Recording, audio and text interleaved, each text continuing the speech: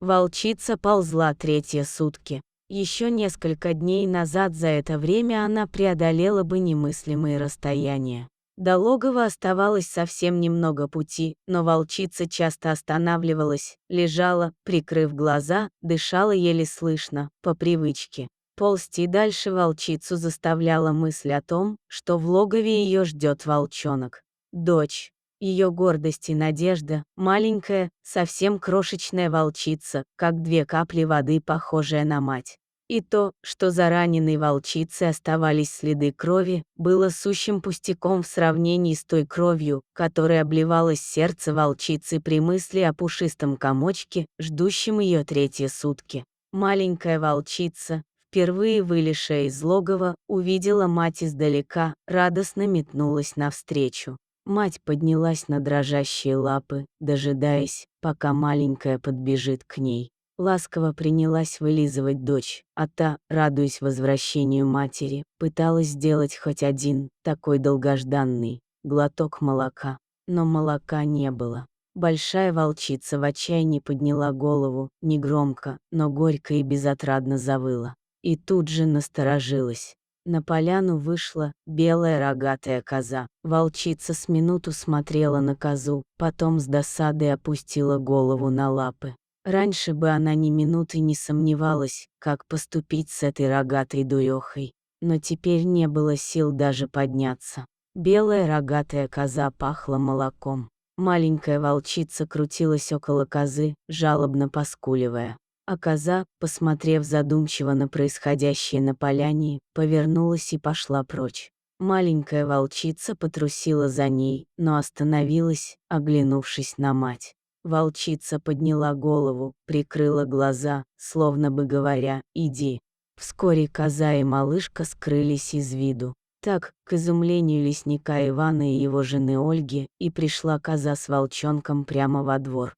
Коза жила в теплом хлеву рядом с избушкой лесника. У нее, как и у волчицы, тоже была маленькая дочь, белый козленок. Коза чувствовала, что крохотный серый комочек, маленькая волчица, была голодна, и ей было очень жалко малышку. Ольга взяла исхудавшего волчонка на руки. Бедная, она совсем слабая, где же ее мать?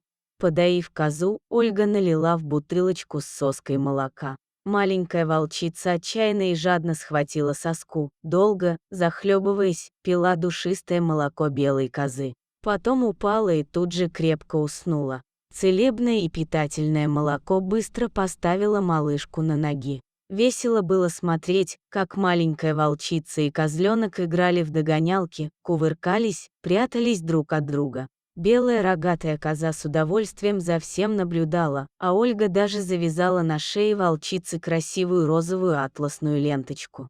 А однажды ночью яростно залаял вулкан, большая рыже-черная овчарка, сторож. Лесник с фонарем-прожектором вышел на крыльцо. По дороге, ведущей в лес, бежала крупная, красивая волчица, а за ней маленькая, с Ольгиной розовой ленточкой на шее. «Как волка не корми», — сказал Иван, вернувшись в избу. Ольге было очень жаль, что маленькая волчица их покинула. Скучала и коза с козленком. Однажды белая рогатая коза с подросшей дочерью выбрались в лес. И так увлеклись сочными веточками и свежей травой, что не заметили, как зашли очень далеко. Вдруг коза замерла, прямо из кустов на нее смотрели волчьи глаза. Коза растерянно, тихонько заблеяла. Волк медленно вышел, не сводя глаз с коз. И тут произошло невероятное, из кустов выскочили сразу две красивых волчицы и набросились на волка. Волк, недоуменно огрызаясь, отступил. За ним скрылись и волчицы. Прошло несколько месяцев. И снова лай вулкана глубокой ночью поднял на ноги лесника на улицу. Картина, которую он увидел, просто потрясла его. Подросшая волчица и молодая коза с маленькими рожками, резвясь, бегали по двору. Белая рогатая коза, радуясь, наблюдала за их игрой. А за плетнем сидела большая серая волчица. Иван выстрелил в воздух. Волчицы, не спеша, потрусили к лесу. К удивлению и радости Ольги, волчицы стали появляться во дворе, по ночам. Молодая волчица и коза с козленком так радовались встречам, а большая волчица так снисходительно за всем наблюдала, что помешать этому было просто немыслимо. А потом лесник решил купить новый мотоцикл. Для этого пришлось продать белую рогатую козу и молодую козочку. Вечерело, когда новый хозяин подъехал к избе лесника. Козу с козленком загнали в кузов. В это время на опушке леса показались две волчицы. Угрюмыми взглядами проводили они отъезжающий грузовик. А ночью волчицы снова пришли. Молодая трусцой обежала двор, с надеждой заглянула в опустевший хлев. Села. Прождали волчицы почти до рассвета. Надо было уходить. С этих пор волчицы стали приходить почти каждую ночь.